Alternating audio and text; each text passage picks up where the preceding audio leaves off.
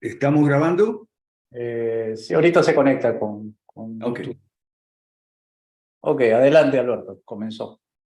Bueno, hoy, 31 de julio, ¿ok? Último mes de julio, último día de julio. 31 de julio. En esta sesión vamos a ver los casos de Chile, Polonia y Vietnam. Por eso es que el PDF le pusimos y el nombre de la sesión Chi-Pol-Nam.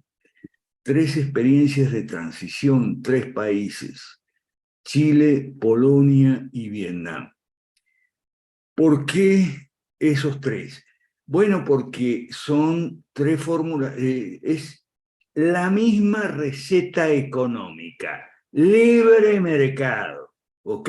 Libre mercado.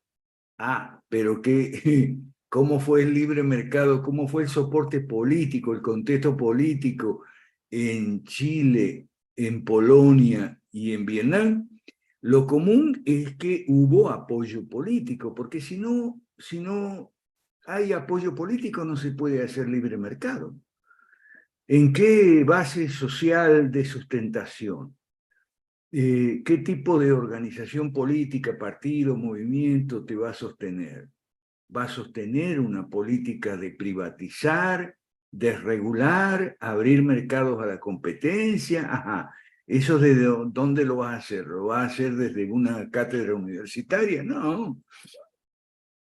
Lo tiene que hacer desde el poder y subrayamos la palabra poder, o yo poder. O sea, libre mercado va asociado con poder. A ver si nos entendemos. En Chile se dice fueron los militares. Los militares fueron el partido político de Pinochet. Bueno, sí, en gran medida sí. Sobre todo la Marina. De las cuatro fuerzas, Ejército, Aviación, Marina y Carabineros, de las cuatro fuerzas, lo que más apoyaron a Pinochet fue la Marina. Pero no solo eso, sino que ¿dónde están los cuadros? ¿Dónde están los cuadros políticos y técnicos? Las dos cosas. No puede, el técnico solo tiene que estar de asesor, pero en el cargo tiene que haber un técnico que tenga además pensamiento estratégico y visión política. ¿Ok? Entonces, y son cuadros civiles, no son militares. En el caso de Chile, ¿de dónde salieron? Bueno, de la Pontificia Universidad Católica de Chile, ¿ok? En aquella época, no sé después, ¿ok? En aquella época era eh, la única universidad católica en América Latina que no era marxista. ¿Ok? Entonces, desde los años 50, acuérdese que antes de Allende estuvo de presidente Arturo Alessandri Palma, Arturo Alessandri, conservador, y después Eduardo Frei, democristiano, y en 1970 llegó Salvador Allende. ¿Ok? Entonces, desde la época de Alessandri y de Frei, sobre todo, iban estudiantes a Estados Unidos, a la Universidad de Chicago, la Facultad de Economía. Ay. Oigan, ya me tienen podrido con esto de, ay, el link, Yo voy a pedir un favor porque, que me tienen repodrido.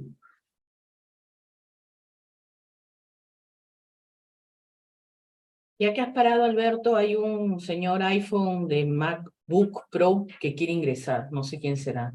Bueno, yo no sé si voy a dar clases, pero no me siento cómodo, no me siento cómodo para dar clase a gente que no tengo tiempo, no tengo plata, no tengo tiempo, no tengo plata. Yo no sé si voy a seguir dando clases. No sé. Estoy muy desanimado con lo que ha pasado en Perú también. Muy desanimado. No sé si voy a seguir dando clases, ¿ok? No sé. Ahora, lo que sí me gustaría entonces hacer video, y entonces mandar video y decir, bueno, a ver, míralo cuando tengas tiempo, entonces, si no tienes tiempo de estar aquí los lunes o de estar aquí los jueves. Pero si tengo que hacer video con alguien que no me lo vaya a quitar después como Daniel Ocada. Ok. Bueno. No, y que Fabián me pide el link. Ya le ingresé, Alberto. Acaba, ¿está? Ok, Ya le ingresé. ok, ok.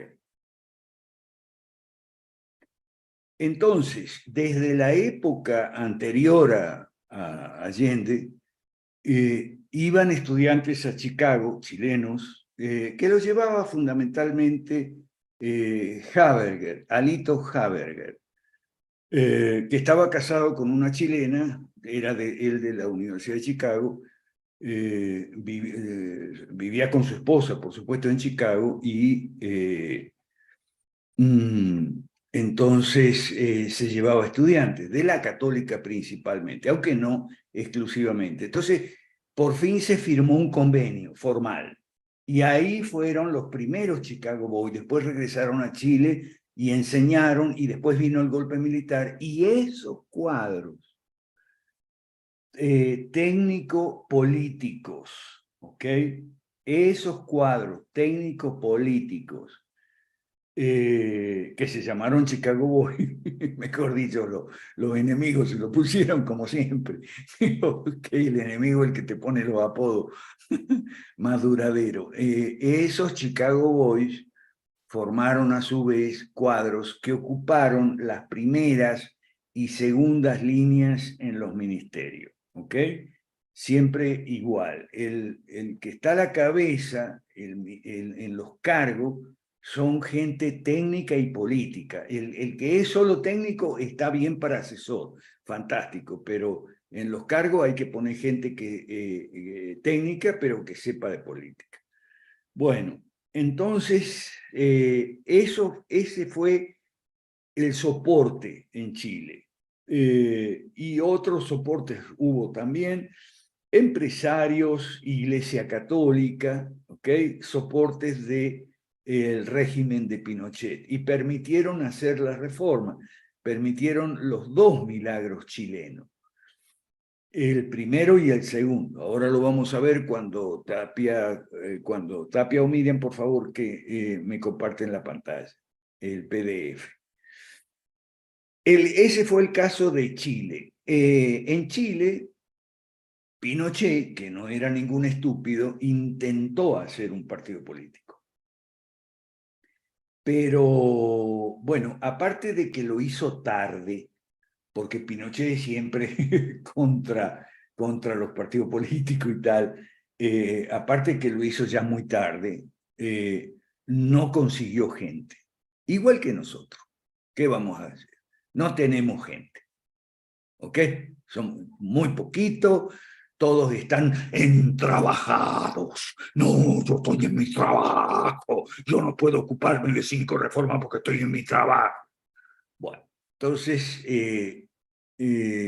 fue muy tarde y no consiguió gente suficiente para hacer un partido político. La cosa no fue bien. Después llegó Vige Vige fue el autor del segundo milagro chileno. Posteriormente al régimen militar, Vige se presentó como candidato, pero perdió.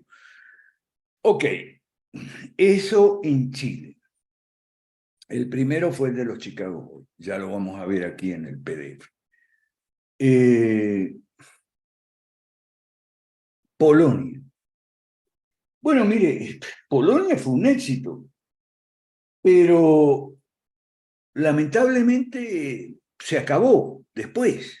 Polonia fue un éxito y ha seguido bien Polonia, la economía y todo eso, pero como siempre, se hacen las reformas de libre mercado y los buenos efectos son duraderos, pero enseguida se meten los socialistas.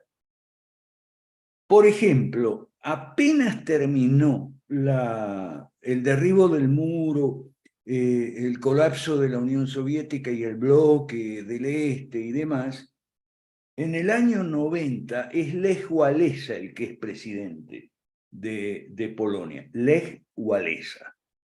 Y Balcerowicz hace el plan Balcerowicz, que está ahí. También Tadeusz Mazowiecki, que fue el otro presidente. Pero ya en el 95 ya llega un presidente socialista a Polonia, que se llama Aleksander, aquí no tengo estos apellidos, son impronunciables, Aleksander Kwaśniewski, 95, socialista, presidente de Polonia. ¿Qué va a hacer con la reforma libre mercado?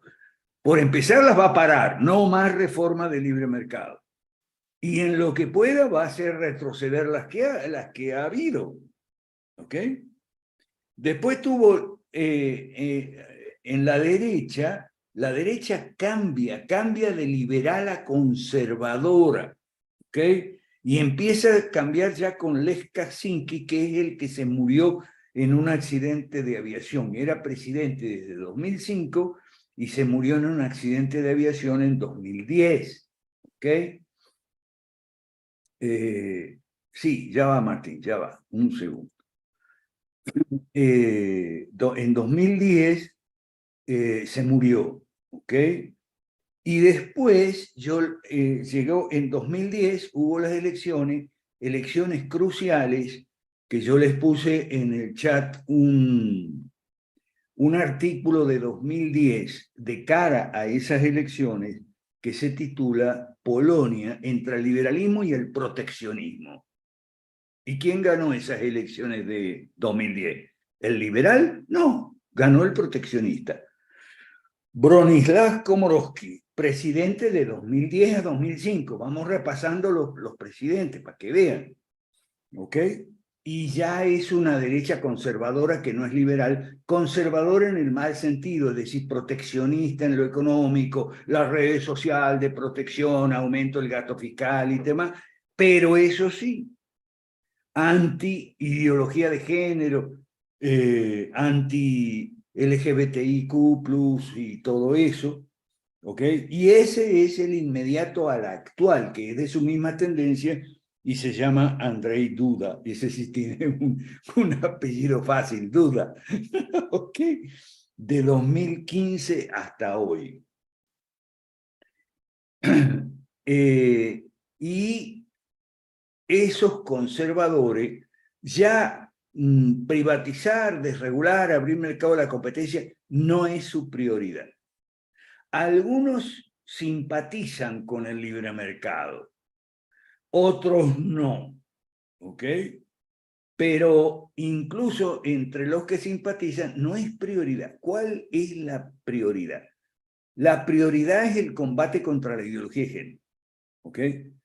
En Polonia, desde hace más o menos unos años, el actual presidente, Andrzej Duda, que lleva ya 5 años de presidente, entonces, en lugar de lanzar una campaña tipo 5 reformas, ¿no? Privatizar, desregular y abrir mercado a la competencia, en lugar de hacer zonas libre mercado como en China, zona libre mercado, hace la zona libre de agenda LGBTIQ+. ¿Ok? Entonces invita a los municipios y a los gobiernos regionales y a las autoridades locales de Polonia a declararse zona libre de ideología LGBTIQ. Y esa es su prioridad. Entonces, ¿qué le vas a hablar del libre mercado? ¿Qué le vas a hablar? No, en ese artículo, después espero que lo lean, yo les pongo ahí para que lean después. Polonia entre el liberalismo y el proteccionismo es de 2010. ¿Ok? Y ganó el proteccionismo, el liberalismo perdió, así de simple.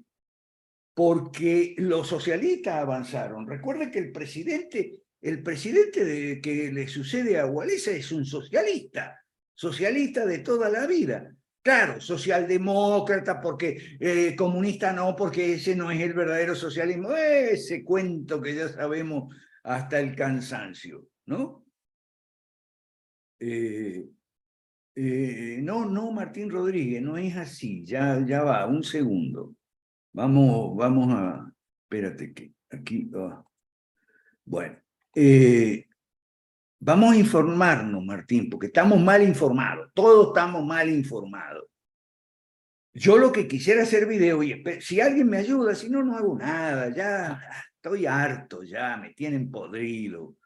Si alguien me ayuda a hacer video, haré videos exclusivamente informativos para enseñarle a la gente estas cosas, que en Polonia ya no es la economía libre, la propiedad.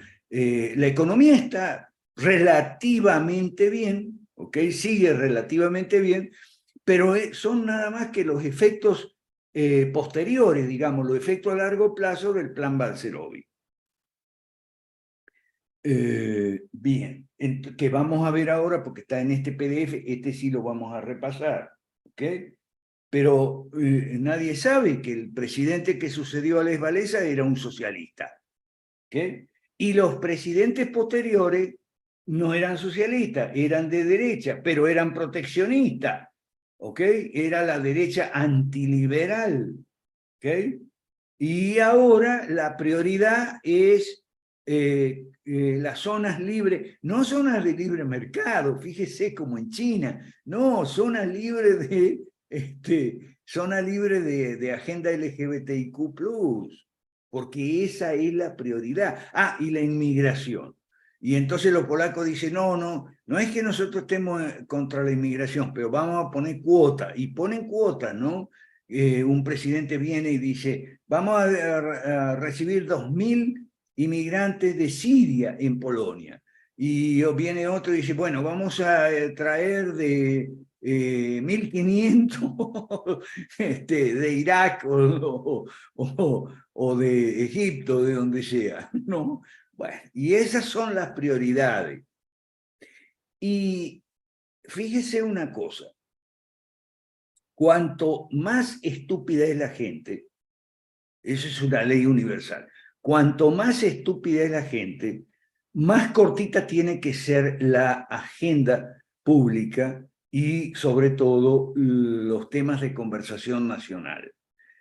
En un país con gente vuelta estúpida, usted no puede hablar de 2, 3 temas o 4 o 5. Usted no puede decir, bueno, estamos contra la agenda LGBT, pero también estamos a favor de la economía libre. No, porque la gente está estúpida, entiéndame. Y la gente estúpida tiene una sola neurona, y en una sola neurona, bien pequeñita, no cabe sino un tema o 2 temas y ya. Y aquí en América Latina es la corrupción. Ya está, listo, se acabó. Y en todo caso, Bukele y la delincuencia y las maras, y que hay que ponerlos presos a los maras, y chau, ya, usted no puede hablar de otra cosa, porque la gente está estúpida. No se olvide que hay 2 teorías de la estupidez muy importantes. La de Cipolla, que ya la hemos visto, las leyes universales de la estupidez humana, ¿ok?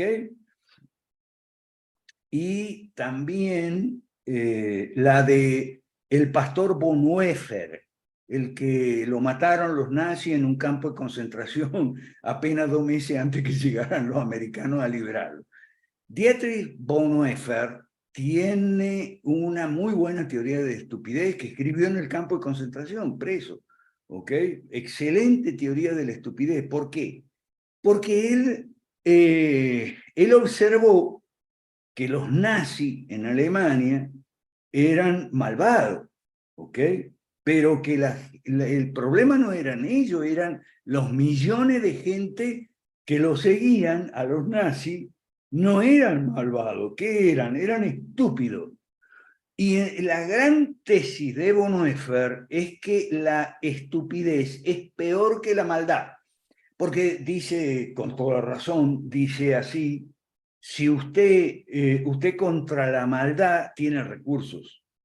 O sea, si un malvado viola a un niño, lo secuestra, lo mata, o un malvado le roba la cartera o el celular, bueno, hay recursos judiciales, en fin, hay muchos recursos, el repudio social también es los medios de comunicación, lo que quieran. Pero contra la estupidez no hay recurso. No lo digo yo, lo dice Bono Esper, ¿eh? Contra la estupidez no hay recurso. Porque el estúpido ha decidido no pensar, ha decidido no escuchar. ¿Ok? El estúpido, y bueno, ahora tenemos las burbujas de las burbujas de confirmación. Yo voy donde los grupos donde piensan como yo y más nada, no quiero escuchar otra cosa. ¿Ok? Y entonces voy a mi burbuja de confirmación. Fíjese, es que es terrible. Hoy en día, ayer o hoy salió un video muy bueno que voy a recomendar, como casi, bueno, sí, todos los videos de Vite con B alta, ponga en YouTube Vite, Vite con B alta, B-I y latina T-E. El fin de las denominaciones se llama. Es muy bueno, dura 40 minutos, pero vale la pena.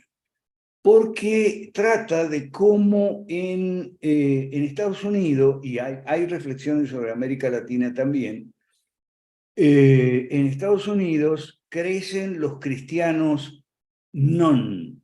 Non es non-denominational, no denominacionales.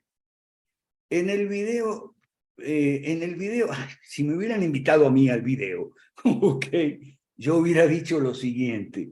Es muy bueno el video, muy informativo, pero se queda en lo muy informativo y es muy bueno en eso, muy informativo, las encuestas, todo, entrevistan a pastores, sobre todo latinoamericanos y tal, pero faltó algo.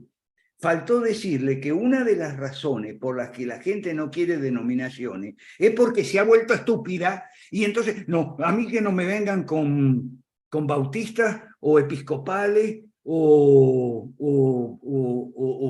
luteranos. No, yo no quiero etiquetas. Eso es lo que dice el cristiano non. No quiero etiquetas. ¿Qué quiere decir no quiero etiquetas? No quiero pensar. Porque si tú eres episcopal o bautista o luterano, bueno, tú tienes unas raíces, tienes una identidad, tienes un credo, sea la confesión de Westminster, los cánones de Delors, lo que sea, y eso te obliga a pensar. Y eso es lo que el estúpido no quiere. El estúpido vive evitando pensar. Y para no pensar, su herramienta es no escuchar. ¿Ok? Bueno, entonces, no escuchar, no quiero nada. No soy ni bautista, no soy ni bautista, no tengo denominación, no soy episcopal, no soy luterano. Y uno lo ve en Facebook y en Twitter. Yo soy cristiano a seca, yo soy cristiano sin adjetivo. Y en política uno lo ve. Sí, yo no soy de izquierda ni de derecha. Entonces, voy a aprovechar para hacer una cita bíblica. Agarre su Biblia y enseñar algo del idioma español. En Apocalipsis 3, del 15 a 19, está esa famosa frase, vomitaré a los tibios. Porque eres tibio, te vomitaré de mi boca. O sea, no eres ni frío ni caliente. Pero dice, ojalá fuera frío o caliente. Esto tiene que ver con dos acepciones que tiene la palabra tibio. Tibio, en el lenguaje coloquial de nosotros de siempre, significa no caliente. ¿Por qué? Porque gracias al capitalismo y sí, es cierto, Martín, no quiere comprometerse, sí, no quiere compromiso. Ok, tienes razón. Tibio significa, gracias al capitalismo, al avance, nosotros sabemos lo que es comer comida caliente, 3 comidas calientes al día. Ahora, no siempre la raza humana ha estado comiendo caliente. Muchas veces pues, se comía frío si no había leña, ¿ok? Y las bebidas también se tomaban frías. Imagínate tú lo que significa tomar café frío. Ok, nada. Si cuando está tibio decimos el café está tibio, Por lo tanto, ¿qué sale? Sale microondas, o la sopa lo mismo, ¿no? La sopa está tibia, vamos para el microondas. Pero cuando nuestro Señor Jesucristo dice, vomitaré a los tibios, no quiere decir eso. Tibio no quiere decir que no está caliente. Tibio quiere decir neutral. Eso quiere decir tibio. Cuando eres neutral entre el bien y el mal, entre algo bueno y algo malo, entre algo útil, provechoso, sano, verdadero y una canallada. ¿Ok? Cuando eres neutral. Por eso dice, ojalá fueras tibio, fueras caliente o frío. Pero eres tibio, o sea, no eres ni una cosa ni otra, no eres ni de izquierda ni de derecha, no eres episcopal ni bautista, ¿ok? Pero se entiende, la palabra tibio allí en Apocalipsis 3 no significa que no está demasiado caliente, significa neutral, neutral cuando no puede ser neutral. Nosotros somos neutrales entre dos o tres males, cuando se presentan un montón de candidatos y hay que elegir, y todos son unos zaparrastrosos socialistas, y de todo, entonces nosotros, no, somos neutrales, tenemos apoyo bíblico también. El proverbio que dice, no te metas en pleito ajeno. Ese es un pleito ajeno entre politiqueros, ¿ok? Entonces, no te metas en pleito ajeno. Ok, Martín, ya. Después te vamos a dar la palabra. Y le vamos a dar la palabra también a Tapia, si me gustaría, bueno, porque he estado hablando mucho de ese caso. Y entonces, resulta que, por ejemplo, en Perú, viene una banda de salvajes, hace una canallada, y entonces viene, ay, no, yo no estoy ni con uno ni con otro. Oye, ¿qué te pasa? ¿No ve la salvajada? ¿No ve la canallada? No, no la ven porque están todos entrabajados. Todos entrabajados, están muy lejanos. Tenemos gente que no sirve dentro del movimiento 5 Reforma. ¿Está bien? No sirve porque están todos entrabajados. Ah, pero para opinar sí. Se armó este bochinche y salen a opinar. Y salen a opinar gente que yo ni conozco, ni nunca la vi, nunca. Y salen a opinar y a decir, yo no estoy ni con uno ni con otro. Pero bueno, están ciegos, ¿qué les pasa? Ok, entonces, también puse en el chat, ahora antes de entrar al caso de Polonia, que es el primero que vamos a ver, ok, también puse para que vea cómo estamos en América Latina. Por eso me gustaría hacer video informativo. Muy bueno el video informativo que hizo Rayo, ahí se los puse en el chat. El video informativo que hizo Rayo es porque lo chapó en España a Boric, el presidente de Chile. Fue a España y dijo tres cosas que aparentemente se reconcilia con el neoliberalismo. Entonces Rayo se las puso ahí. Fíjese, esto es importante, que vamos a hablar de Chile, ¿ok? El señor Boric, presidente de Chile, en España dijo tres cosas, y las subraya muy bien Rayo. Primero, que el caso de Chile fue un éxito, ¿ok? Nunca antes habían dicho las izquierdas que el caso chileno, el que vamos a ver ahora, fue un éxito, y que fue un éxito gracias a las instituciones, ¿ok? Y que las instituciones, bueno, eso no lo dice así, pero más o menos lo da a entender, que las instituciones después supieron mantener el rumbo que llevaba Chile con Pinochet. En segundo lugar, dice que el sector privado es más innovador. El sector público no es innovador. Y lógico, si el sector público no, pero es que son brutos. El sector público no tiene que ser innovador, porque el sector público está nada más que para la seguridad, para la justicia y para la obra de infraestructura. Para eso no se necesita mucha innovación. Se necesita innovación en las empresas, pero para eso debe estar separado el gobierno, en la educación, en la ciencia médica, pero los hospitales tienen que estar separados del gobierno. ¿Ok? En los seguros, por eso la quinta reforma de nosotros, ¿ok? Dice, el sector público no es innovador, y por supuesto que no es innovador, más bien tiene que ser conservador y no innovador. ¿Ok? Pero bueno. En fin, y el tercero dice que, bueno, que a veces el ciclo electoral, ese es un problema de las democracias, impide pensar en el largo plazo, etcétera, y bueno, entonces Rayo le cae con todo ahí. Por cierto, Rayo está hablando más de política que de economía ahora. Lástima que de política él no sabe, Rayo de política no sabe, pero se ocupa de esto, de criticar y de criticar lo que ve y de informar, etcétera, ¿no? Bueno, entonces, a ver, ahora sí vamos al caso de Chile. Póngamelo ahí en la pantalla. Hay 3 videos de Rolf Luder okay, que no hay que ver, porque ahí te das, si esos son los liberales, un liberal como Rolf Luder hablando de la presencia del Estado, porque el Estado tiene que estar, repitiendo la estupidez de Willy Brandt, aquel alcalde de Berlín Occidental, tanto socialista, por supuesto, socialista, tanto mercado como sea posible y tanto Estado como sea necesario. Si alguna vez hay algún concurso de frase estúpida, esa se lleva la palma. Oro, plata y bronce. Porque no es así. O sea, tanto mercado para atender los bienes privados y tanto Estado para atender los bienes públicos.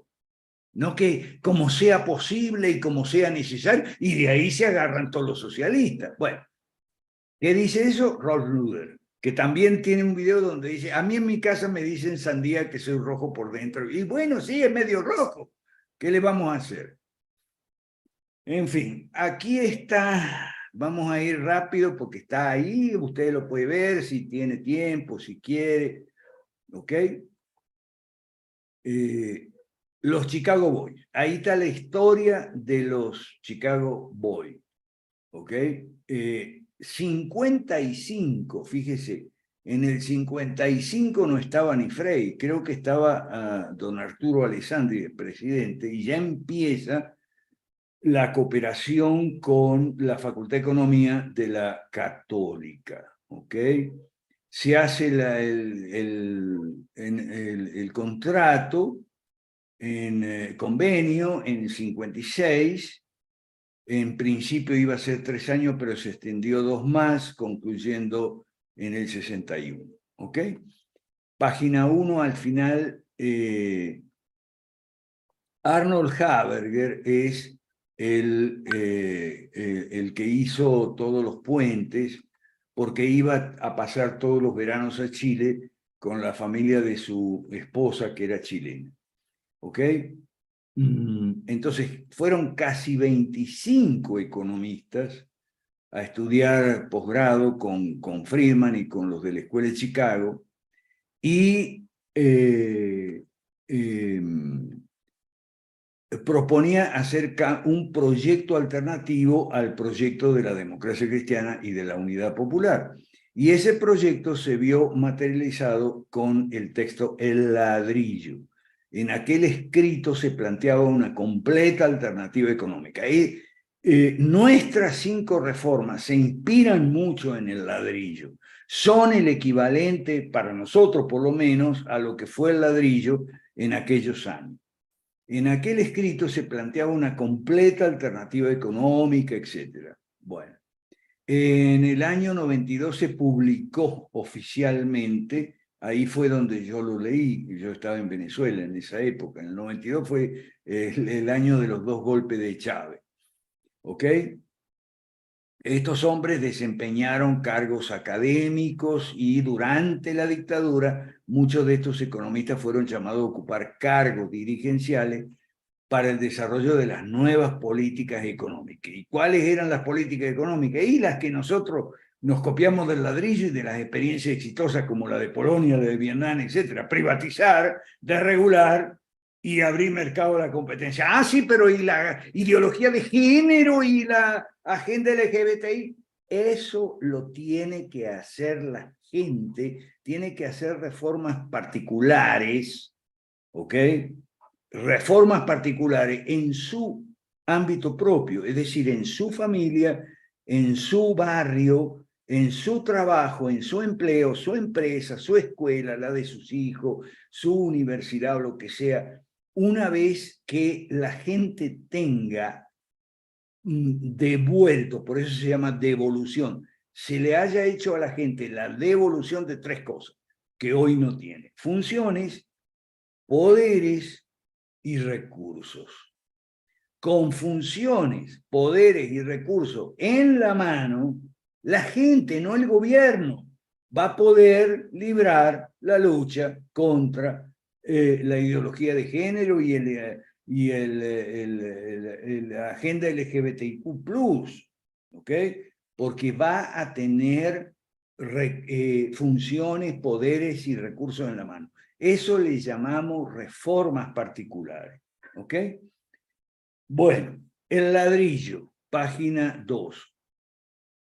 Puso las pautas, estoy copiando aquí de Wikipedia, ¿ok? Por eso pone neoliberalismo, y sí, en cierto modo fue neoliberalismo, pero el ladrillo iba mucho más adelante que el consenso de Washington. Eso lo hemos visto, creo, en otras clases. ¿Ok? El milagro de Chile fue el primer milagro, el de los economistas Andrés Sanfuentes, Juan Villarzú y José Luis Zavala, ¿ok? Que iniciaron la elaboración del texto y después lo pusieron en práctica. Aquí está todos los datos del ladrillo. Vamos a la página 3 a ver el primer milagro de Chile. Milagro de Chile fue una expresión acuñada por Milton Friedman, evocando en paralelo el milagro económico alemán, referido a Alemania y a Austria después de la Segunda Guerra Mundial. ¿Ok?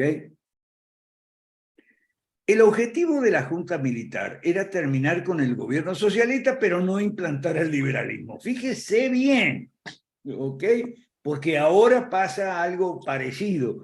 No me refiero con los militares, pero mucha gente, ¿ok? Que es antisocialista, pero no es liberal, ¿ok? Muchas de las medidas de la dictadura fueron típicamente intervencionistas y un gasto público elevado debido a la cultura militar de los dirigentes, ¿ok? Malos índices económicos. Entonces, claro, fracaso. Al fracaso del primer milagro, ahí está con la carta de Friedman y todo eso, vamos al segundo milagro. El segundo milagro viene Hernán Vige, que no es Chicago Boy Martín Rodríguez, porque viene de Harvard, no de Chicago, ¿ok? Según Vige dijo, no, bueno, ahora sí vamos en serio.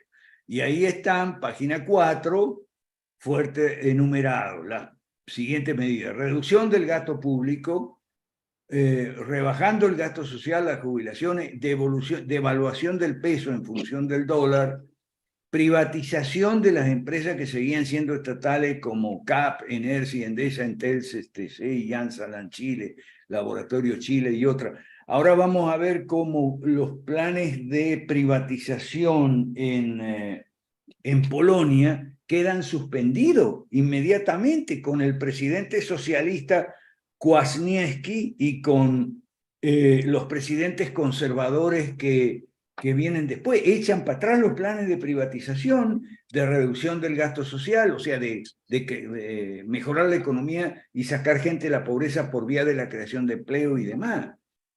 Privatización de los bancos intervenidos por el gobierno durante la crisis, sí, porque hubo una corrida bancaria de padre y señor mío. Control de tasa de interés por el Banco Central y ya no por el mercado, pero eso después se liberalizó, eso, y descenso controlado de los aranceles. Este fue el segundo milagro de Chile. Aquí tienen en la página siguiente, 5, milagro de Chile, de país pobre a país rico en 30 años. ¿Ok? Es un artículo de 2016 en Libre Mercado, firmado por Diego Sánchez de la Cruz. Ahí está, lo pueden ver. El sistema privado de pensiones, porque ahí en entrevista nos citan a José Piñera, el hermano liberal de Sebastián que de liberal no tiene nada. El nuevo Chile. Ahora vamos a Polonia. Y lo mismo, en Polonia, en lugar del ladrillo está el plan Balcerowicz. ¿Ok? El plan Balcerowicz, página 6 al final. ¿Ok? El arquitecto de la transición de Polonia desde la planificación central tipo soviético a una economía de mercado recibió en 2014 el premio Milton Friedman por la libertad en Nueva York. A principios del 89, Balcerowicz era un economista joven de 42 años que había obtenido su PhD en la Escuela Central de Planificación y Estadística en Varsovia y había sido miembro del Partido de los Trabajadores, pero lo abandonó en el 81. O sea, él había sido medio socialista de estudiante y no se podía hacer otra cosa, si no te ponían malas notas y nunca te graduaba. ¿Ok? Cuando el Partido Solidaridad, estoy en página 7, obtuvo estatus legal en abril del 89 y Mazowiecki, el primer ministro designado por Walesa, ¿ok? Mazowiecki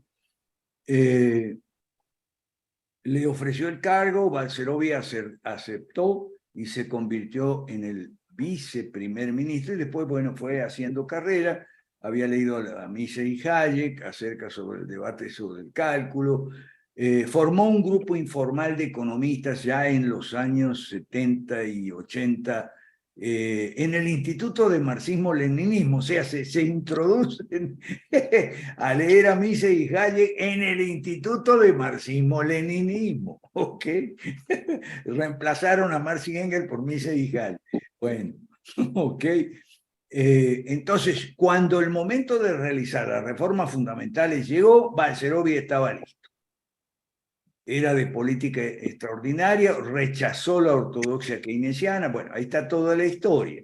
Ahora, veamos el soporte político. Vamos a la página 8, por favor. Aquí están los 4 nombres de un partido o de un movimiento, si quieres, de derecha liberal que se transforma poco a poco en derecha antiliberal. ¿Ok?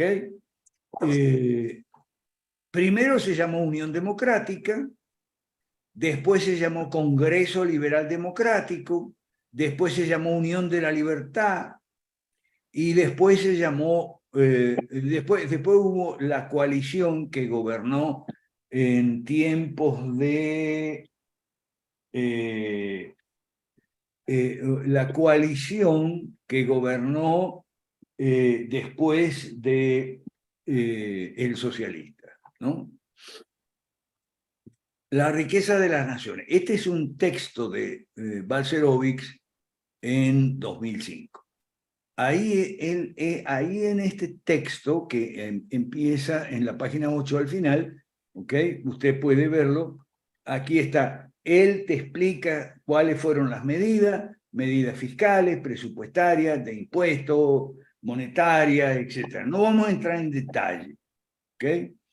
Y entonces exhibe los logros, los mejores resultados, ¿ok? Entonces, fíjese en la página 10, en la mitad. En los estados fracasados, las agencias estatales son instrumentos de un saqueo privado. Fíjese, compare con lo que dice Boric ahora. Boric dice, no son innovativas, pero es que es mucho peor que no son innovativas las agencias estatales. Son agencias saqueadoras que no son innovativas. Ahora, para saquear sí suelen ser a veces innovativas. Mire las 3 lecciones generales.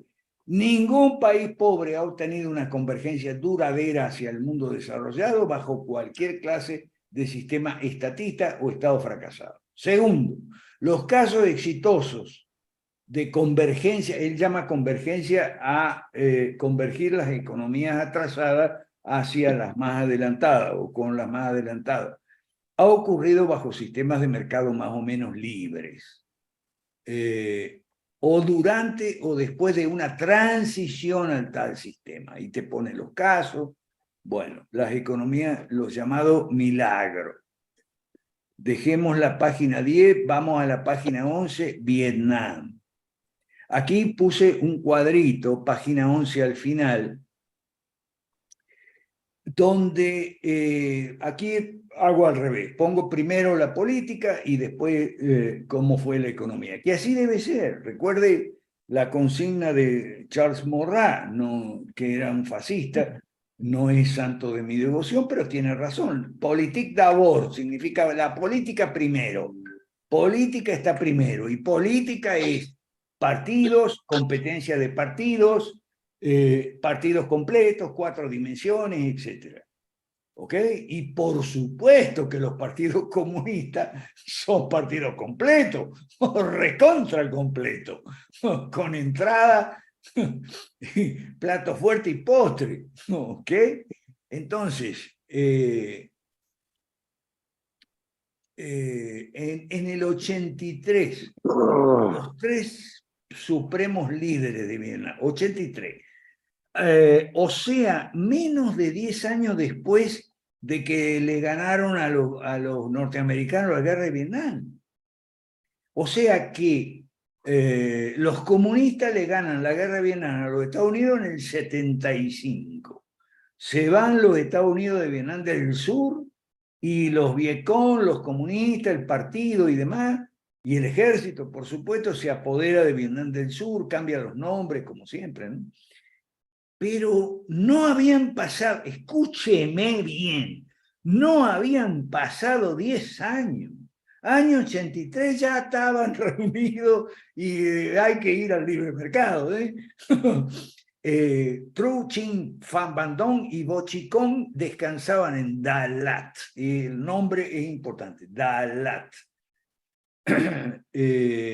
Organizan la conferencia de Dalat.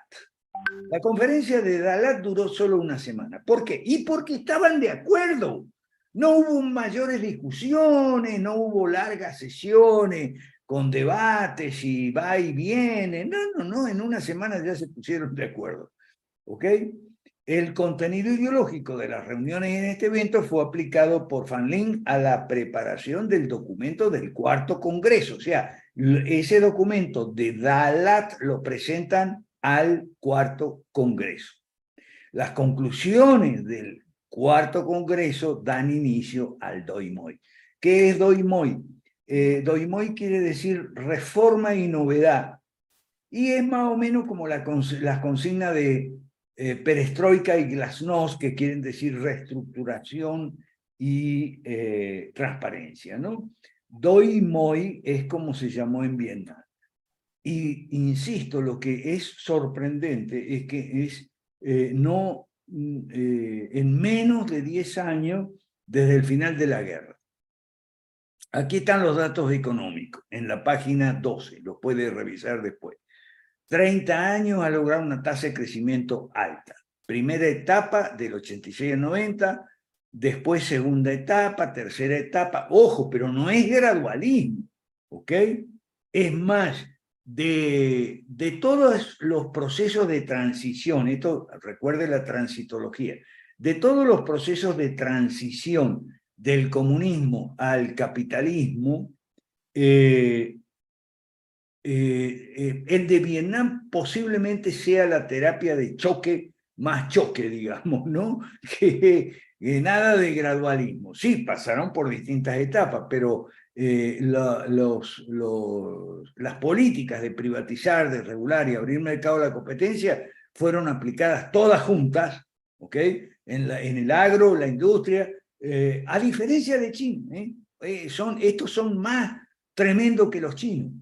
Se aplicaron todas juntas, en el agro, en la industria, en el comercio, transporte, comercio exterior, educación, bueno, más o menos, porque ahí el partido no quiere aflojar, ¿ok? Atención médica, sí se aplicó, hoy hay medicina privada en Vietnam. Hay una medicina estatal, pero y esto es lo interesante, hay una medicina estatal y coexiste con la medicina privada. ¿Y para quién es la medicina estatal? para los pobres, pero resulta que hay cada vez menos pobres. Entonces, a medida que la gente ha ido saliendo de la pobreza, ha podido escoger la medicina privada. Y la medicina estatal, yo no tengo información, pero no me sorprendería si fuera buena. ¿Por qué? Porque tiene poca gente que atender. No puede atender a todo el mundo. ¿Ok? Tal vez no es tan mala la economía, la medicina estatal, pero es para poquita gente que es pobre, porque la mayor cantidad de gente en Vietnam ya salió de la pobreza, igual que en China. La tasa de pobreza, mire, disminuye de 58 a 7. Entonces, claro, los hospitales públicos, que son grandes, burocráticos, todo lo que vos quieras, no es lo mismo que vayan a atender a toda la población que solo el 7,6%, ¿me entiende? La estructura económica de Vietnam se va para la modernización, aquí están las cifras de comercio exterior, ¿okay? Inversiones, el milagro de Doi Moi vietnamita. Este es un artículo muy bueno, firmado por Rafael Poch en 2006, donde habla cómo fue rápido. Hicieron la conferencia de Dalat, después llevaron las conclusiones al Congreso del Partido, y el Congreso del Partido las lleva al gobierno y ¡cha! Ah, ¿por qué? Porque hay un partido único, pues. Pero es que siempre tiene que haber un partido, ¿ok? Sea único o sea hegemónico dominante. El problema es cuando el partido se desvía, como en Polonia, ¿ves? Durante 40 años, las generaciones de vietnamitas conocieron una guerra casi continua. Acuérdese que primero vino la guerra contra los franceses, después vinieron los americanos, ¿ok? Y entonces, esto es increíble. Vietnam es un caso muy de estudio, muy de estudio. Libraron 2 guerras, o ellos dicen que 3, porque los japoneses también estaban metidos. Hemos sido el único país que ha vencido a 3 miembros del Consejo de Seguridad de la ONU. Perdón, a los chinos, o sea, a Francia, Estados Unidos y China. Bueno, terminamos. Aquí vienen unas conclusiones para el proyecto 5 Reforma. ¿Qué podemos aprender nosotros? ¿Ok? Lo que podemos aprender nosotros es que el proceso de transición no puede estar exento de perturbaciones naturales ni de errores que causan más perturbaciones. Por eso el apoyo político es esencial para las reformas económicas. En Chile, las Fuerzas Armadas y los cuadros de la Católica. En Polonia, un partido democrático que puede sufrir variaciones de nombre, de dirigente o de militancia. En Vietnam, un partido único comunista que al adoptar un programa de reformas y novedades, Doi Moi deja de ser comunista. Porque cuando yo menciono China y Vietnam, me pregunta, pero profesor, usted dice que la izquierda es el mal. ¿Cómo entonces un partido comunista va a ser el bien? Por supuesto, cuando deja de ser comunista. ¿Ok? Por lo menos en parte. Cuando deja de ser comunista, ahí cambian las cosas. En lo que decimos, esto es importante, en lo que decimos no hay nada equivocado, que no sea real, cierto y verdadero. Nos respaldan los hechos, es decir, las experiencias de varios países muy diferentes en sus procesos de transición. Y la gente no nos apoya. Bueno, pero eso no es culpa del proyecto. Yo creo firmemente en el proyecto. En lo que no creo, y estoy cada vez más decepcionado, es en la gente. Yo ya lo dije, yo no creo en razas superiores, pero sí creo que esta es una raza inferior. Se pone terca, caprichosa, estúpida. Y las 3 estrellas, mantener encendida la llama, no hacer concesiones, ser realista, no hacerse falsas ilusiones y no desesperar. A veces, a veces a mí me resulta imposible mantener estas 3 estrellas, pero en fin, hay que hacerlo. Bueno, entonces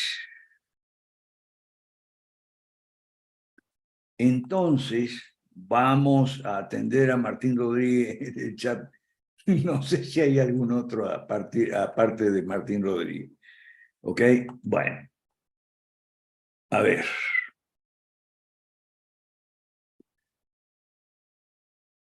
Sí, la SAF-FP en Chile fue impulsada por Bucci y programadas y estabilizadas por José Piñera.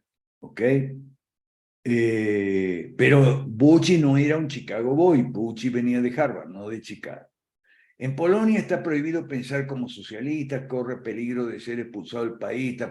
Sí, pero resulta que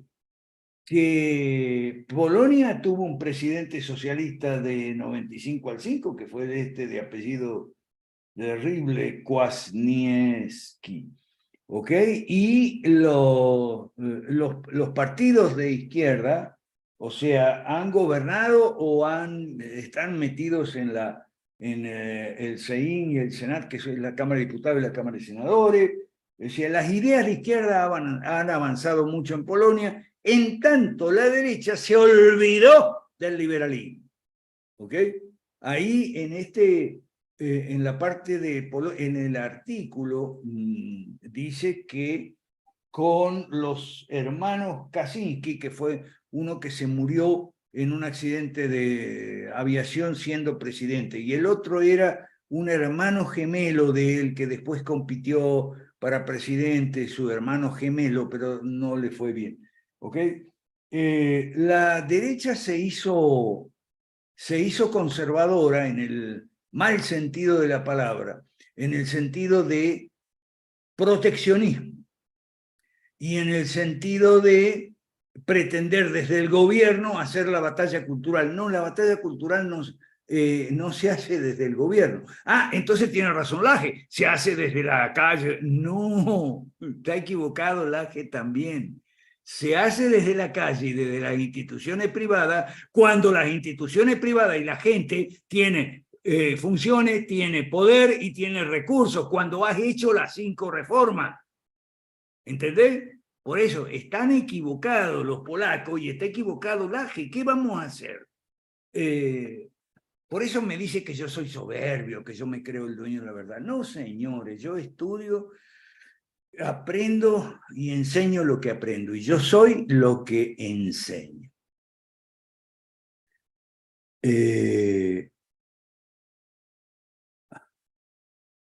La gente, aquí Martín me pone algo bien interesante sobre las denominaciones. Este video es muy bueno, es muy informativo. La gente no quiere denominaciones porque no quiere comprometerse en una postura. Es mejor sentirse libre y ser ubicado en cualquier lugar y evita responsabilidad de asumir un pensamiento articulado y defenderlo. Los tibios en política en Perú son los que se ubican en el centro. Por eso, la frase de Jesús, vomitaré a los tibios, yo le hago una traducción política que dice así, vomitaré a los de centro. ¿Ok? Vomitaré a los de centro. Bueno, no, Jesús no dijo eso, dijo vomitaré a los tibios. Ahí Mijail vio el video de Rayo sobre Boric. Cuando dejan de ser comunistas en lo económico. El caso de Nueva Zelanda también fue a punta chapa una transición rápida, Sir Roger Douglas. Nada de estar esperando, porque no. Pero claro, para no estar esperando y darle de una vez, necesitas fuerte apoyo político y no lo puedes lograr en esta América Latina de gente estúpida, bueno, raza inferior. No, no se puede. No, acaba de ocurrir una canallada con Tapia y con Miriam y todavía tenemos gente que, ay no, yo no sé, yo no estoy ni con uno ni con otro. Pero bueno, vale, ¿qué les pasa? Bueno. Bien, el chat ya está. Vamos ahora a intervenciones. A ver. Carlos Arena. ¿Quieres? Martín Rodríguez. Bueno, dale, Martín, estamos con vos en el chat. Dale. Eh, Buenas noches, profesor. Un amigo mío en Japón vino acá a Lima y él la llevó a su mamá al hospital del estado, que tenía diabetes, y haciendo cola en el hospital, su mamá se murió de diabetes, le dio un ataque. Entonces yo le dije, ¿le hubieras tratado pues ahí en Japón? Porque supuestamente en Japón, él me dice, no, pero en Japón tú llegas a la puerta del hospital y están en la puerta 3 médicos dándote la mano para que entres. Te dan la bienvenida, que te tratan perfecto en los hospitales del estado. Entonces yo no le entendía, pero ahora usted ya lo ha explicado, ¿no? O sea, Pero atienden si, muy si esta, bien pero en ¿y los cómo que se hospitales. murió la mamá? Si se murió, no es. Cuando vino a Lima en el Cayetano Heredia, haciendo la cola para que la atiendan, se murió. Entonces yo le dije, ¿lo hubieras atendido ahí en Japón, cuando está en Japón? Ah, ¿Para qué la trajiste acá? Entonces él me dice, sí, pues porque en Japón, cuando tú llegas a la puerta, te dan la mano, te dan la bienvenida, te felicitan, están en la puerta, te hacen entrar, te dan de comer, te dan todo, o sea, como un hotel. Pues yo le dije, y no le entendí, pues, ¿por qué tanta calidad? Pero usted está hablando ahorita y de que como hay poca gente pobre, el Estado atiende muy bien a esa gente en el hospital público, porque, bueno, ahora entiendo por qué lo atienden tan bien en Japón, en los hospitales del Estado, porque son muy pocos los que van allí, pues, o sea, son tan pocos que los médicos están en la puerta del hospital esperando quién llega y dándole la mano, dándole la bienvenida, ¿no? Esa es la manera como ahora estoy entendiendo por qué él me describía así el hospital allá en Japón, ¿no? bueno, yo no sé cómo, yo estoy hablando de Vietnam, ¿ok? Bueno, ok, adelante. ¿Algo más, Martín? No, no, nada más de eso, por favor. Ok, Víctor, adelante.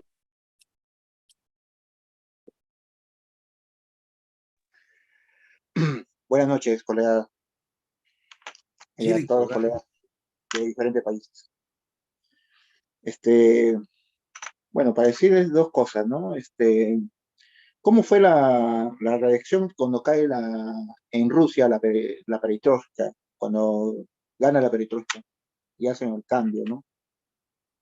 ¿Cómo sucedió para el país ruso al cambio de la perestroika? Ok, mira, el cambio, ajá, aquí está, como no hay mucha gente con la mano levantada, quiero entonces, ya hablamos de Rosa un momentito y después quiero si me pueden compartir este artículo sobre Polonia en el chat. A ver, aquí está. Lo pongo en el chat para que me lo pongan en la pantalla, por favor. Ok. En Rusia. Bueno, en Rusia colapsó el régimen soviético, ¿ok? Colapsó el régimen soviético porque Gorbachev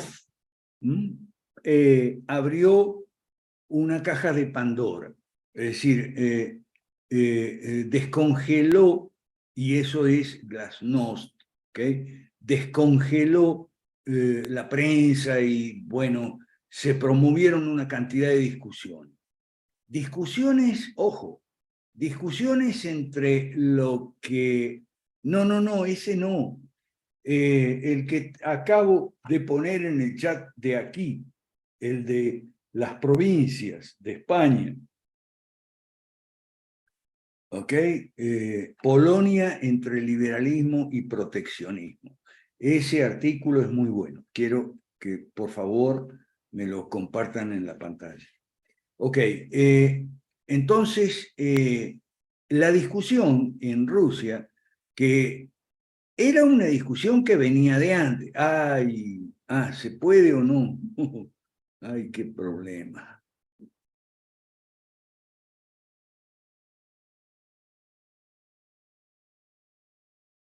Bueno, a ver.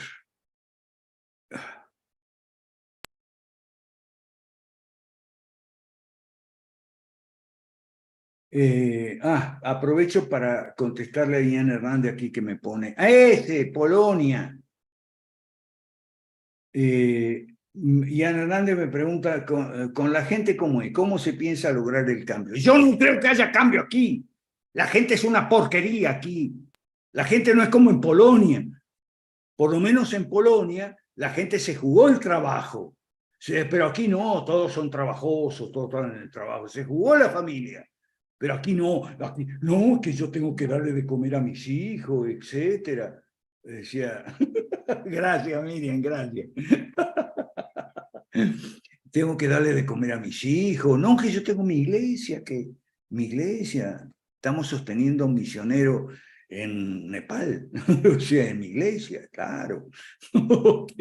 No, aquí la gente no, y si no se ocupa de Messi, ya viste, Messi en Estados Unidos, de eso se ocupa la gente aquí. O sea, la gente aquí es, ese. Bueno, para Víctor, la pregunta sobre Rusia. Entonces, la discusión en Rusia ya venía de antes, pero con Gorbachov la discusión se hizo pública, se hizo abierta. Y la discusión era entre los que querían, había 3 sectores de opinión, eso usted lo puede ver en los registros históricos del Levada Center, Levada con B pequeña. Levada Center es el Gallup de Rusia. Había 3 sectores de opinión. Los que no querían ningún cambio y querían seguir con el comunismo firme y adelante. ¿Ok? Los que pensaban, y este era el segundo sector de opinión, los que pensaban que había que introducir reformas en el comunismo. Y el tercer sector era los que pensaban que el comunismo es algo irreformable. O sea, no se puede reformar el comunismo es como es, y había que cambiar a un sistema de libre mercado y democracia como Occidente. Pero ojo, Occidente en aquella época estamos hablando de Europa en aquella época, ¿ok? Entonces, esos 3 sectores de opinión fueron las grandes corrientes, digamos, de opinión, y se formaban movimientos y se formaban partidos. Es que eso no son holgazanes como aquí en América Latina, holgazanes, perezosos. No, que no tengo tiempo, no, que no tengo plata. Ahí ponían plata, sí, porque no había oligarquía en aquella época. Estamos hablando de los 90, los oligarcas vinieron después, ¿ok? En Rusia. Entonces se formaron partidos. De hecho, hoy mismo hay 5 o 6 partidos en la Duma, el Congreso en Rusia, la Cámara representativa, la Cámara Popular, y son partidos cuyos núcleos se formaron bajo Gorbachov, ¿ok? Y más o menos corresponden a esos 3 sectores de opinión, porque el principal de los partidos de oposición a Putin es el Partido Comunista, ¿ok? Bueno, entonces, ese ambiente de discusión constante desestabilizó a Gorbachov, y cuando los comunistas, digamos, viejos, militantes, que no querían ninguna clase de cambio, ni grande ni pequeño, ¿ok? Entonces hubo un intento de golpe, hicieron un intento de golpe de Estado con oficiales militares que le respondían, con sectores del ejército, sacaron los tanques a la calle, y ahí vino Yeltsin, ¿ok? Y Yeltsin fue el que abrió la puerta para las reformas de libre mercado, pero no las hizo él, porque él era un borracho, esa es la verdad, era un borracho, ¿ok?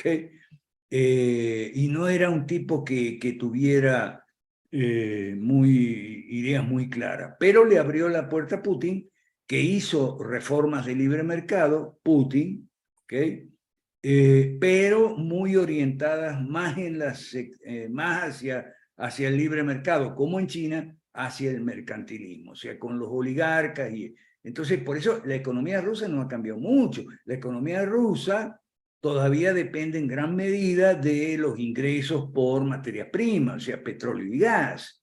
Esa es la realidad. Por eso las sanciones occidentales a Rusia con motivo de la guerra de Ucrania se volvieron un boomerang, fueron suicidas. Bueno, entonces ahora vamos a este artículo de las provincias, que es muy bueno. Ay, ahora me puso a mí. De las provincias. Ay, ay, ay. Bueno. Uf, qué raro. Ajá, aquí está. Polonia, entre el liberalismo y el proteccionismo. El país del antiguo bloque comunista, con mejores perspectivas económicas, se debate en las urnas algo más que su futuro político. Muy buen artículo escrito en 2010, y lo leemos ahora porque es para entender lo que pasó después del plan Balcerowicz de la transición en Colombia, en Polonia. ¿Qué pasó después? Entonces, en el 2010, 4 de julio, faltaban pocas semanas para las elecciones. Entonces había 2 candidatos. Y dice, la economía polaca avanza como un coche último modelo. Mantiene una velocidad constante dentro de los límites marcados por las crisis internacionales, bueno, okay. Pero siempre hacia adelante y con buen ritmo, en 2010, ojo. Sin embargo, este domingo se decidía si su progresión continúa como hasta ahora, o sea, prosiguen, se amplían y se profundizan las reformas de libre mercado, privatizar, desregular y abrir, deshacer monopolios, eso es abrir mercado a la competencia, o en cambio puede verse ralentizada. Dependiendo del ganador de la segunda vuelta, el crecimiento económico se resentirá o saldrá indemne de unos comicios excepcionales por la muerte del anterior presidente Lech Kaczynski en un trágico accidente aéreo. 2 opciones políticas pugnan por el triunfo. Ambas conservadoras, sí, pero conservadora diferente, ¿no? En 2010 el que ganó fue justamente Kaczynski, que se llamaba Lech también, Kaczynski. Polonia ha experimentado un espectacular crecimiento con un aumento a 5% anual, salvo en 2009, ahí es donde se mete el presidente 2009. Ah, no, ya no estaba Kwasniewski. Bueno, el futuro puede cambiar a partir de ahora. Pese a que el presidente no es la persona encargada de marcar las líneas, para eso está el primer ministro, sí, pero el primer ministro lo nombra el presidente o lo nombra el parlamento con anuencia del presidente. Entonces, como la metáfora, empleando la metáfora automovilística, si gana Komorowski, iremos a toda potencia. Ajá, pero Komorowski perdió. Si gana Jaroslav Kaczynski, que fue el que ganó, será avanzar con el freno de mano. Eso es lo que pasó, y no solo en Polonia. Y es que la posibilidad de veto fue ya usada en numerosas ocasiones por su hermano gemelo, el que murió, ¿ok? Lech Kaczynski. Sucederá lo mismo con la reforma que se... Ah, mire lo que dice aquí. Sucederá lo mismo con la reforma que se planteó para reformar la sanidad y privatizar los hospitales. Fue vetada y olvidada. Oiga bien, fue vetada y olvidada. Los hospitales siguen siendo públicos hasta el día de hoy. Público significa del Estado. ¿Ok? Kaczynski, que es el que ganó, Polonia es lo primero, ahí está, el patrioterismo chauvinista, ¿ok? Define su programa político nacionalista, conservador y proteccionista, es el que ganó, ¿ok?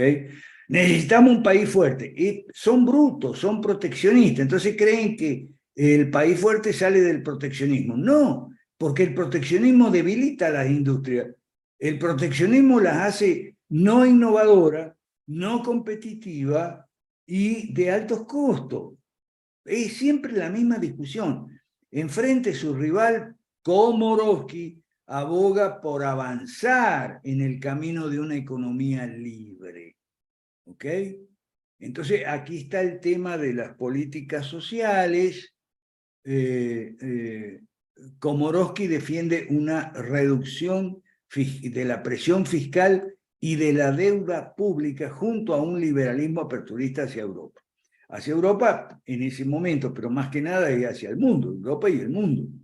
Pero perdió, el liberalismo perdió. Por eso yo les puse ahí en el chat.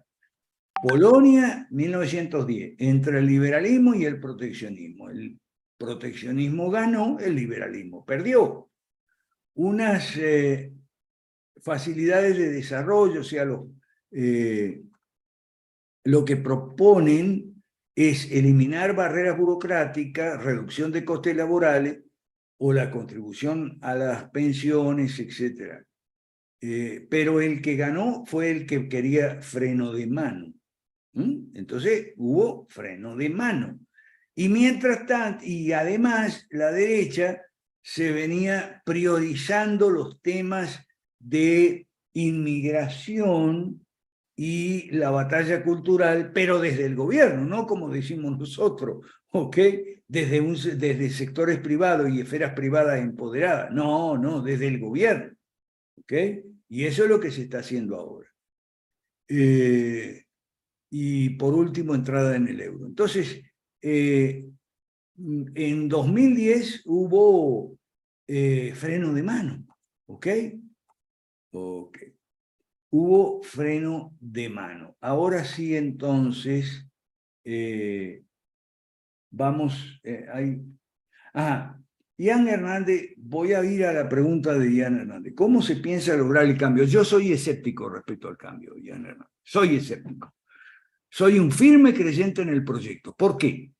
Porque el proyecto 5 reformas se aplicó en otros países, incluso comunista, y le fue de maravilla.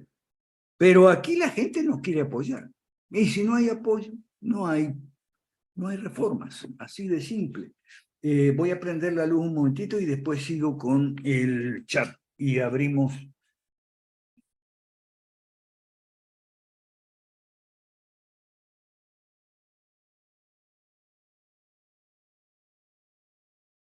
Así de simple, Diana Hernández. Si no, fíjate, Perú era el país donde estábamos más adelantados. El Partido de Evolución de Perú era el que estaba más adelantado. Pero viene una banda de sinvergüenzas, bandidos, y entonces desestabiliza a Tapia, Miriam y Mendoza Prado, que eran los fundadores, y los hace a un lado, al estilo chavista. ¿Ve lo que pasó? Y entonces, ¿cómo voy a ser, cómo no voy a ser escéptico sobre la posibilidad en América Latina? No, las posibilidades en América Latina son remotas, muy remotas, a pesar de que yo creo en el proyecto. La mayoría de gente no se toma, dice Martín Rodríguez, en serio el cambio, pues esperan que aparecerá otro que haga el trabajo. ¿Para qué yo voy a...? Muy bueno, Martín. Yo no voy a gastar mi tiempo y dinero, que vaya otro. Bueno, el problema no es solo que los asaltantes le robaron el partido a los fundadores, me quitaron a mí los videos. No, el problema es que una masa ahí, nunca mejor dicho, masa, gente masa. No, yo no estoy ni con uno ni con otro, pero bueno, ahí está. En lugar de apoyar decididamente a las autoridades legítimas del Partido de Evolución, no, yo no estoy con uno ni con otro, por Dios. Que aparezca otro que gaste sus cosas y no yo. Sí, eso es correcto.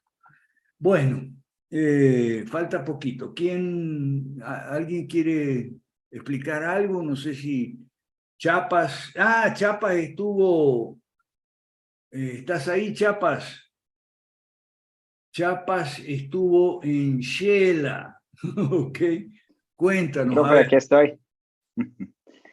Gracias, profe. Buenas noches. Saludos a todos, amigos. Bueno, pues sí, estuvimos en Quetzaltenango, un departamento al occidente del país. Estuvimos allá desde el jueves 27 al sábado 29 con Gabriel Ortega. Nos apoyamos en nuestros liderazgos allá. Elizabeth Galicia, profe, usted la conoce muy sí, bien. claro. Sí, nos apoyó bastante, nos creó ahí algunos espacios de reunión. Y también Hugo Siliesar, a quien también usted conoce, pero no sé si recuerde. Él también pues nos creó algunos espacios con empresarios, con medios de comunicación. Nos abrió un espacio para una conferencia con estudiantes en la Universidad Mariano Gálvez. Y hicimos 2 o 3 entrevistas, una en televisión, otra en radio. En fin, fue una jornada bastante buena de activismo político. Venimos muy satisfechos por el alcance, digamos, que logramos tener. Por ejemplo, el día jueves tuvimos esta conferencia con jóvenes de tres facultades: Derecho, Administración de Empresas y la Facultad de Criminalística. Y bueno, realmente fue muy buena la conferencia en el sentido de que, pues bueno, habían 70 jóvenes. Lamentablemente, de los 70, yo diría que el 95, 99% con mentalidad marxista, de izquierda. Y bueno, pues se me tiraron encima cuando yo empecé a plantear de una manera bastante agresiva que las dos ofertas en contienda, tanto de la UNE como del partido Semilla, que son los dos partidos que van al balotaje el 20 de agosto, eran de izquierda y que nos llevarían a más pobreza, ¿no? Y entonces los jóvenes, pues, se encendieron, ¿no? Se encendieron, habían opiniones por doquier, se aplaudían entre sí, en fin, una cosa así bastante buena en el sentido que pues les hice cuestionar bastantes paradigmas. Al final de esos 70, 10 nos dejaron sus números de teléfono y sus correos electrónicos, ¿verdad? Y uno de ellos pues me decía, mire, qué interesante, yo realmente me pensé que estaba muy solo en esto, yo no oigo a gente como usted seguido, y de verdad que me alegra, me puede explicar un poco más lo de la Agenda 2030, ¿verdad? Y bueno, realmente estuvo eso muy bueno, pero sí es lamentable, ¿verdad? O sea, yo suscribo mucho su percepción o su realismo, crudo realismo, ¿verdad, profe? La cuestión está muy, pero muy difícil, ¿no? Muy difícil. En las universidades y los estudiantes universitarios realmente han sido indoctrinados y bueno, la licenciada coordinadora de la conferencia pues decía, mire, ella tuvo que parar la conferencia porque había muchas preguntas, yo estaba dispuesto a responderlas todas, pero empezó a ver que se agitaban un poco los muchachos, ¿no? Entonces ella tuvo que detener la conferencia y dijo que en esa universidad preferían ser neutrales. Así, justo como lo que usted dice, tibios, ¿no? En otras palabras. Uno de los jóvenes también dijo que bastaba de etiquetas, ¿no? Ante lo cual también respondí. Bueno, mucho de lo que usted ha ido diciendo, pues, ¿verdad? Ahí se deja ver claramente la realidad poco a poco. El día viernes, bueno, solo por comentar algunas cosas, ¿no? El día viernes... Dale, que nadie está anotado, dale, seguí nomás. Ok, el día viernes tuvimos un desayuno, a veces estuvo más o menos, aunque fue interesante que llegó un diputado electo, recién electo, con quien debatimos un poco. Eso estuvo bastante interesante, era un desayuno como de unas 12 personas, habían unos funcionarios públicos del Ministerio de Economía de allá de Quetzaltenango, algunos asentían con la cabeza, otros hacían así, no con la cabeza. Bueno, pero yo yo anuente a que me preguntaran comentarios, preguntas, ¿verdad? Sin ataques a Domini y demás, pero bueno. Y luego lo que estuvo muy bueno, creo, fue la conferencia de prensa donde lanzamos el partido fusionista. Ahí, pues, fue un movimiento que hicimos así de última hora, porque habían 8 medios de comunicación disponibles a hacernos la entrevista, pero a última hora pidieron un pago. Se comunican digamos que ellos tenían, los reporteros tenían a un coordinador. Este coordinador se comunica con Hugo Siliesar y le dice, mira, estamos ya aquí en el Café Baviera, esperando a la persona que hará la entrevista, al entrevistado, pero los muchachos dicen que se van si no se les paga. Ajá, le dice, ¿y cuánto quieren? Dice, ¿verdad? Bueno, pues 100 quetzales cada uno. 100 quetzales son aproximadamente unos $15. Entonces eran 800 quetzales o más o menos $100, ¿no? Y entonces le digo yo en el chat al Comité Ejecutivo Nacional, equipo, paso el sombrero, necesito urgentemente 800 quetzales para hacer una conferencia de prensa. Hay 8 medios de comunicación esperándome en un hotel. Entonces, Pati Galvez, que creo que está aquí, una felicitación pública. Dice, Jorge, yo le pongo tanto, ¿no? Bueno, y casi todo, ¿no? Entonces, cuando Pati hace eso, pues obviamente yo reacciono y digo, yo pongo el resto. Y se les dice sí en el instante, ¿no? Teníamos los 2 teléfonos así, va, profe, porque me estaban esperando y ellos tenían que ir a dar otra noticia y yo me tenía que desplazar. Bueno, en fin, logramos llegar, hicimos la conferencia, habían 8 medios de comunicación, eso estuvo muy bueno porque, pues digamos que estaba una de las emisoras de mayor cobertura a nivel nacional, con sede ahí en Quetzaltenango. Y la verdad es que aparecimos en 8 medios, yo diría que en el instante, ¿no? Porque fueron entrevistas que iban pasando en las fanpage de los medios. De esos medios creo que 5 eran digitales, 3 radios locales y una que después una radio a nivel nacional. Esos 8 medios, más una en televisión, 9, más al salir de allí, lo interesante fue que los periodistas les pareció bastante curioso, interesante el proyecto. Porque les digo, miren, ¿y cuánto tengo para el lanzamiento? Entre 7 y 9 minutos. Entre 5 y 7 minutos, me dicen. Puse mi reloj, va, profe, porque me cuesta limitarme con el tiempo. Y cabal, 7 minutos. Terminó y entonces me dicen, mire, qué interesante, ¿cómo se atreve a decir eso de privatizar? Me dice uno de ellos. Entonces, pues me atrevo porque sé qué significa, le digo, ¿verdad? Y estoy dispuesto a explicarlo. Y entonces me empezaron a preguntar y uno de ellos me dice, mire, ¿y por qué, qué opinión tiene usted sobre mezclar religión y política? Porque los candidatos están pues hablando mucho de Dios, me dice, ¿verdad? Entonces, pues me di a la explicación y quedaron muy, muy satisfechos al punto de que me dicen, mire, ¿y usted nos podría dar una capacitación en política? Pues sí, totalmente, ¿verdad? Con mucho gusto.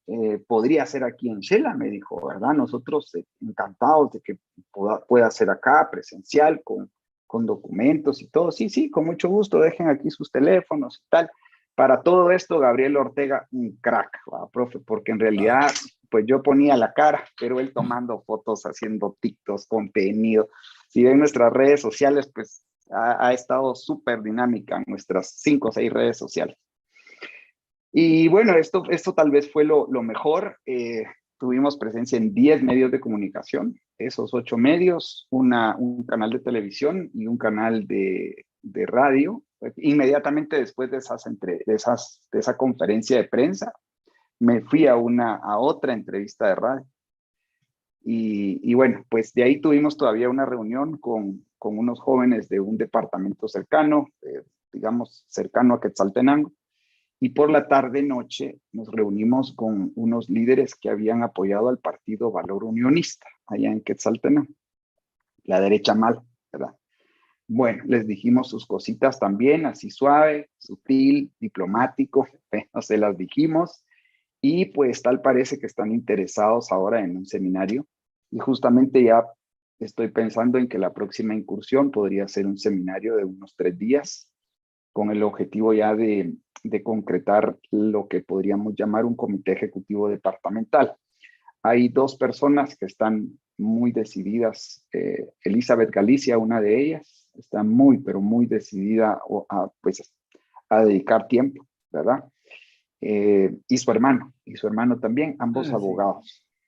Ajá. Yo no me acuerdo de Siniesa, Sí, de Hugo, sí. me acuerdo de Elizabeth Galicia porque es muy bonita.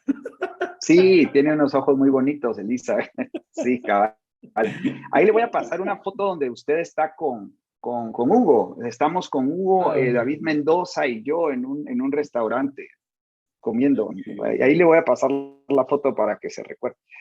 Pero Hugo, la verdad es que sin Hugo no hubiésemos logrado lo que logramos, ¿no? O sea, él fácilmente nos creó unos 5 o 6 espacios de visibilización. Nos apoyó con algunos recursos económicos en especie, digamos. Él compró un desayuno para más o menos 12 gentes. En fin, hizo esto, ¿no? Además, pues también el apoyo de Leslie Rivera de Valiente, que no sé si está por acá también, pero... Sí, está. Ah, sí, ya la veo. Sí, también sin Leslie pues no hubiésemos logrado lo que hicimos, porque ella también nos apoyó con recursos logísticos y económicos. Así que bueno, el sábado pues ya estuvimos haciendo un recorrido por las calles y el parque central de Quetzaltenango. Hablamos con algunas personas y ya de regreso pues haciendo TikToks en el camino. En fin, fue bastante buena la gira, profe. Por ahí creo que vamos a crear una entrada en nuestro sitio web hablando un poco de los resultados. Esta semana hacemos una reunión de evaluación de la gira con logros, retos y seguimiento, ¿verdad? ¿Qué podemos mejorar? Hay cosas que podemos mejorar definitivamente. Pero bueno, o sea, se dieron las condiciones, convergieron los recursos económicos, la gente que dijo yo te ayudo con A, B y C, pues ahí salió la gira, ¿verdad? Yo puse mi carro, puse la gasolina y puse mi tiempo, ¿verdad? Y Gabriel, que realmente, Gabriel no está acá, pero sin Gabriel también pues no hubiera sido posible todo lo que hicimos. Bueno, Gracias, profe. Gracias a vos. Eso le responde a Jan Hernández. Óyeme bien, Jan Hernández. ¿Quién, salvo Chiapas y su equipo, está dispuesto a poner gasolina, poner tiempo, poner dinero? ¿Quién en América Latina? Lo hicieron desde 2018 Tapia, Miriam y Carlos Mendoza, y mirá lo que les pasó. De paso, quiero decir lo siguiente. Cuando te limitan el tiempo, a mí siempre me dicen, ese video suyo que es muy largo, ese artículo suyo es muy largo, muy largo. Eso habla del mononeuronales, ¿ok? Espera, Víctor, espera. Eso habla de los mononeuronales. En una sola neurona no caben más de 2 o 3 ideas, conceptos o conclusiones. En una sola neurona no caben. Por eso, cuando te dicen, esto es muy largo, yo no tengo tiempo, en realidad no tienen neuronas para que les quepa. Ahora, si hay una iniciativa de decir, te vamos a traer a Sheila para que nos des una capacitación en 2 o 3 días, en 2 o 3 días, tú puedes hablar de muchas cosas. Tú puedes hablar de las reformas particulares. Lo tengo muy presente porque me están los del AGE todo el tiempo fastidiando. Tú puedes hablar de las reformas particulares, señores. El problema en la escuela privada, sodomización y todo eso, son problemas que tenemos que resolver los privados, no el gobierno. ¿Ok? Y los privados no podemos resolverlo porque no tenemos ni funciones, ni poderes, ni recursos. Entonces hay que hacer la psicorreforma para después que cada quien en su medio haga las reformas particulares. ¿Ok? Podés hablar de eso en 2 o 3 días. Podés hablar de las experiencias de Polonia, de China, podés hablar de neoliberalismo, podés hablar de Milton Friedman, de la Escuela de Chicago, de la experiencia de Chile, etcétera, etcétera, etcétera, etcétera. Pero en 2 o 3 minutos no podés. ¿Ok? Claro. Entonces tiene que haber gente dispuesta a darte 2 o 3 días como en Chile, ¿ok? Y abrir más neuronas para que puedan caber más de 2 o 3 temas, porque si no, solo caben 2 o 3 temas. Ok. Aquí en el chat tengo... Ok. Perfecto. Bueno. Sí, porque Tolentino... solo quería acotar, profe, de que, digamos, hacer una gira política como nosotros las pensamos acá, pues el tema es que pues uno puede ir una vez, ¿no? Pero si uno no da seguimiento, nosotros traemos más o menos unos 40 o 50 teléfonos.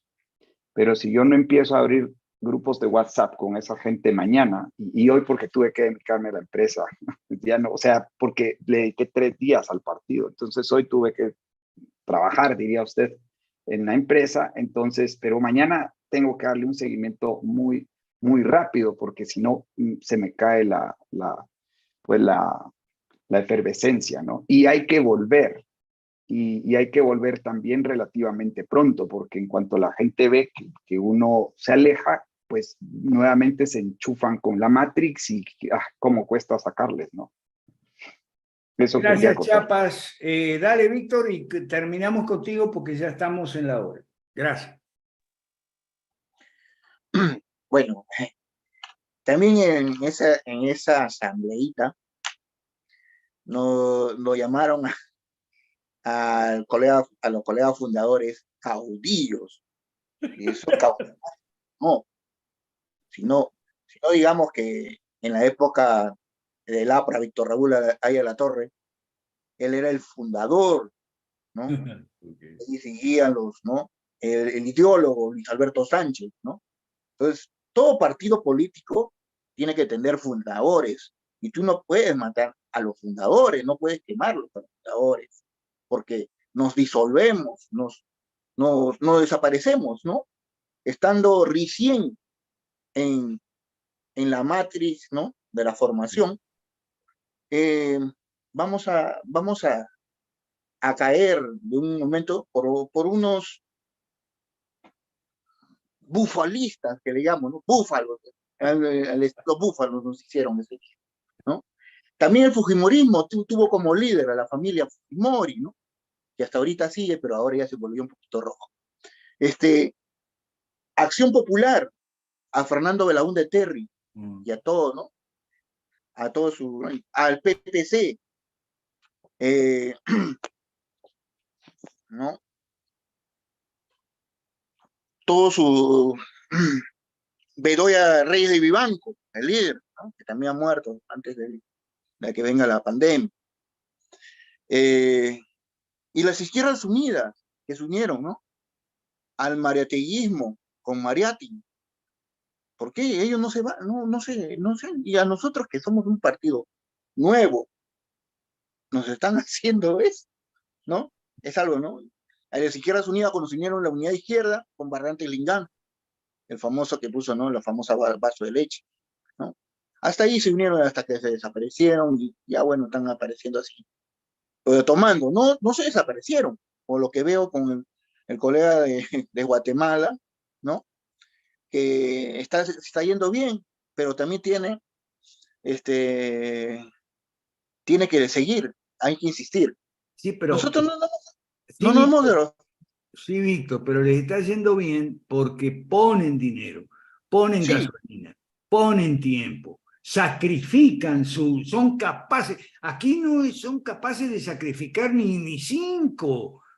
Y que los salvajes que hicieron la canallada ya con el partido de Perú, lo que hicieron fue montarse y adueñarse y apoderarse ilegítimamente de 5 largos años de trabajo que vienen haciendo Tapia y Miriam, y digo 5 por el Partido de Evolución, pero sin hablar de toda la época que vienen trabajando de hace 25, 30 años. Yo me acuerdo que conocí a Tapia cuando la privatización de Machu Picchu, me acordé por lo que tú dijiste, se atrevió a decir la palabra privatizar en América Latina. Eso es un escándalo. Entonces, yo no veo, Jan Hernández, en los otros países gente dispuesta a sacrificar, a hacer sacrificio, sacrificar tiempo, sacrificar familia, sacrificar gasolina, sacrificar empresa, empleo. No. Bueno, sí, Martín dice que no está. Bueno, Víctor, te dejamos ahí porque estamos en el tiempo. ¿Está bien? Gracias, profe. Gracias, Víctor. Alberto, un ratito, por favor, ¿me permites? Sí. ¿Me permites? Sí, por favor. Muchas gracias a todos los colegas por la asistencia, por su participación en la sesión de hoy, muy interesante. Y bueno, solamente recordarles que ya estamos fin de mes, así que ya se están recibiendo los aportes de los $17. Va a ser enviado el link para que puedan hacerlo por PayPal. Así que nada, solamente agradecer a los que ya, hay algunos, muchas gracias, que ya están haciendo sus aportes y nada, y entonces, por favor, si no van a seguir, por favor, me pasan la voz, me avisan antes del día 3, jueves 3, por favor, para poder saber, ¿no? Y poder llevar una mejor administración. Muchas gracias, cuídense mucho, buenas noches. Muchas gracias, buenas noches, gracias Víctor, gracias Chapas, gracias Miriam.